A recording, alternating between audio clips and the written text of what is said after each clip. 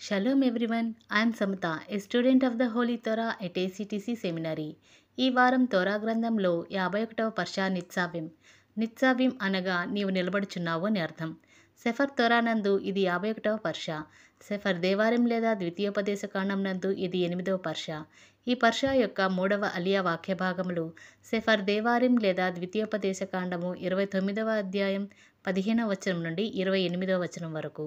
మోషే ఇజ్రాయేలీలతో మాట్లాడుతూ ఎలోహింతో చేసిన ఒడంబడికను గుర్తు చేస్తూ వారు ఆయన ఆజ్ఞల నుండి తప్పితే వచ్చే పరిణామాలను హెచ్చరించాడు.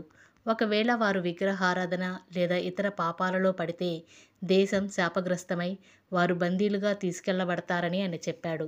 ఈ ఒడంబడిక ఇజ్రాయేలీలతో పాటు వారి మధ్య నివసించే అన్యులకు కూడా వర్తిస్తుందని, ఎలోహిం ఆజ్ఞలకు విధేయత చూపడం ద్వారా ఆశీర్వాదాలను పొందవచ్చని ఆయన నొక్కి చెప్పాడు. ఈ భాగం ఎలోహిం పట్ల నమ్మకంగా ఉండాలని, ఒడంబడికను ఉల్లంఘించడం వల్ల కలిగే తీవ్ర పరిణామాలను బోధిస్తుంది.